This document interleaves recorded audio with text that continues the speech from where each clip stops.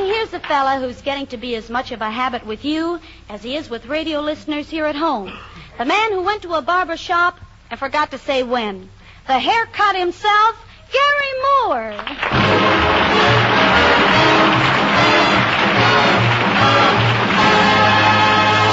Thank you. Thank you very much, my friends, and greetings, gentlemen. Nice to be with you again. And it's especially nice to be working again with you ever-loving Andrews sisters. Well, thank you, Garry. Thank you, Garry. Thank you, Garry. You're welcome. You're welcome. You're welcome. How've you been? How've you been? How've you been? Just fine. Just fine. Just fine. That's good. That's good. That's good. Well, that's a nice half-hour program right there. You're not kidding. Say, Garry, tell the truth now. Are you really glad to be with us again? Why, bless your little Atchison, Topeka, and Santa Fe. You know, Patty, I'm an old singing man myself. You've heard of High-Low Jack and the Dame? Yes. I used to sing with Mojo, Schnook, and the Boy. We were quite a hit. We worked for 3 months in the swanky Benzodrine room of the Fort MacArthur PX. A nauseating spot, as I recall it. Garry, this old family reunion's all very well, but it's not what you were invited here for. Oh, Ken? No, Garry. You see, word's been getting around overseas about the warm-up that you and Jimmy do just before your radio show goes on the air each week. Mm-hmm. And rumor has it that it's pretty funny stuff. Oh, well, I wouldn't say that. You wouldn't? No, but I'm awfully glad you did. After the program, Ken, you must come with me to the cocktail lounge. We'll smell a damn bar rag together. But look, Garry, we thought it might be a good idea for you and Jimmy to show the Command Performance listeners just what you do to your audience each week to put them in such a good humor for your show. Well, Ken, the first problem in putting on a radio show is to attract an audience to your studio. Now, Jimmy and I accomplish this by being so funny on the air that people just can't wait to come down and see us in person.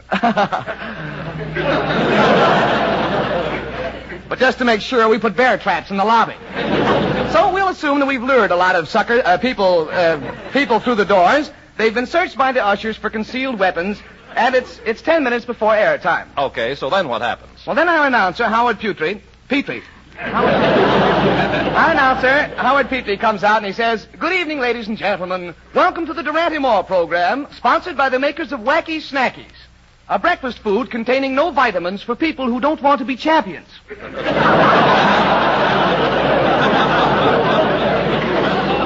He continues to say, unlike most cereals, Wacky Snackies will neither crackle, pop, snap, nor snip. Pour some into a bowl of milk and it just lies there and gets soggy.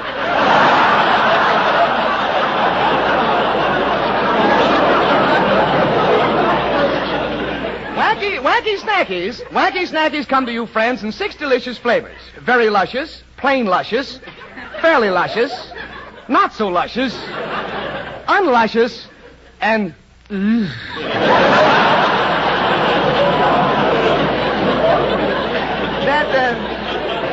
Of course, that speech, Ken, is just to sort of let the people know who the sponsor is. I see. And then Howard Petrie introduces you, huh? Oh, no, he doesn't do that. At this point, Ken, a beautiful voice is heard over the loudspeaker. It says, "And now, friends, we proudly present that brilliant young comedian, that handsome young man with the $1 million personality, Garry Moore." And then I put the microphone down and walk out. And that's when the warm-up really starts, huh? Yeah, I say something like as follows. Good evening, ladies and gentlemen. We're happy to see your smiling faces again. Those are faces, aren't they? I thought they were. I have just returned from a USO tour of the South Pacific, friends. And just before I left, a bunch of GIs got hold of me and asked me to bring back from them a message to the makers of Spam.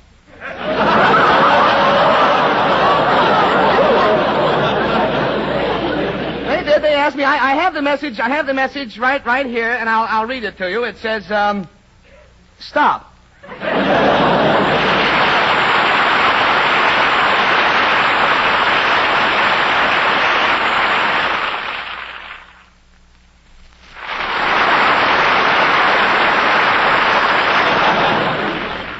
Friends, the laughter we are leaving completely up to you. You know, on some programs, they actually have an announcer who stands behind the comedian, and when the comedian cracks a joke, the announcer holds up a big sign that says laughter. Well, what the heck, you didn't pay to get in. What can you do? You have to laugh, you see. But there's going to be none of that here tonight. Nobody is going to tell you when to laugh. Of course, at the end of certain jokes, you may feel an ice pick coming up through the center of your seats.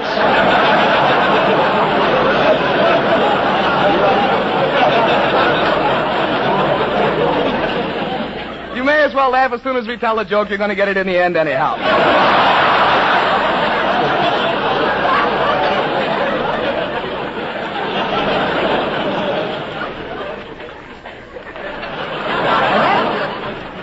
That, I guess, friends, just about completes any instructions we may have for the audience. We're going on the air now in a few minutes, and we do hope you enjoy the show. It should be a good one. We've rehearsed it about 3,670 hours.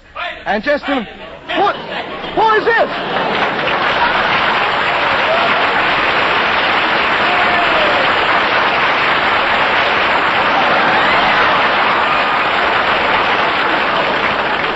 Jimmy Durante. What did you say that number was? 2,678. Ye gods, I've been drafted. No.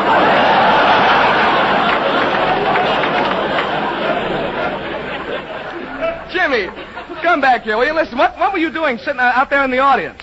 Junior, I'm glad you asked me. I was sitting in the back row with a beautiful blonde. With a beautiful blonde? No fooling? Well, just a little.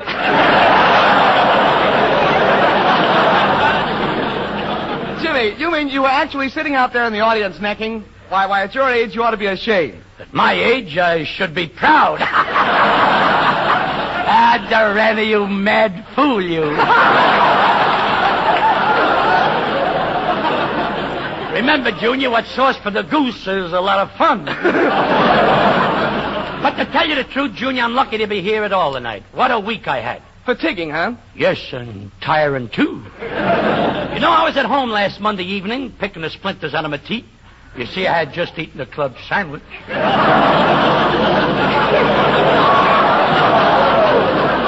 When I get a message from the White House. Well, Jimmy, this is very exciting. How did you get the message? Did the president call you on the phone? No, he sent the message by his carrier pigeon, Herman, who had just been released from active duty with the Coast Artillery. What did Herman the pigeon do with the Coast Artillery? He was a spotter.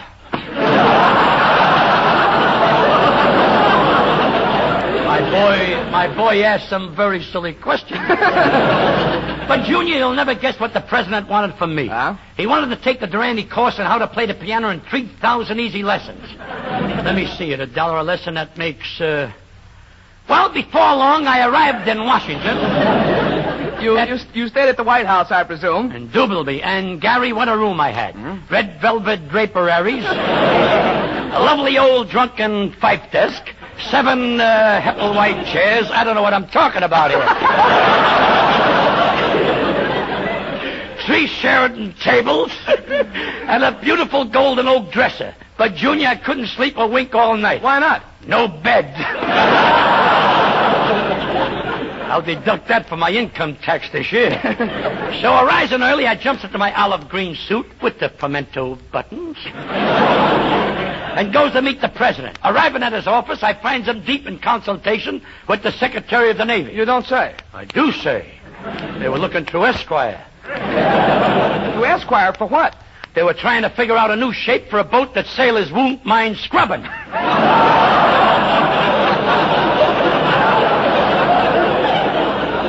Something nautical, but nice.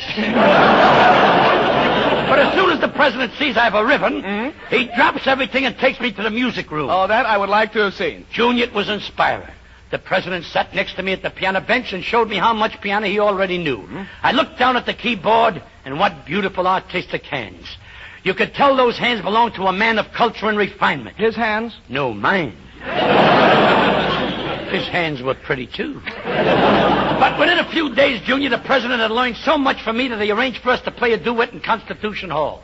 And what a thrilling moment that was. The house lights dimmed, the hush fell over the audience, the conductor raised his baton.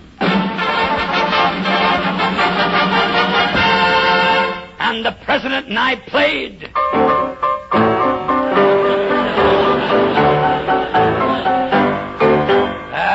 The ovation was so furious.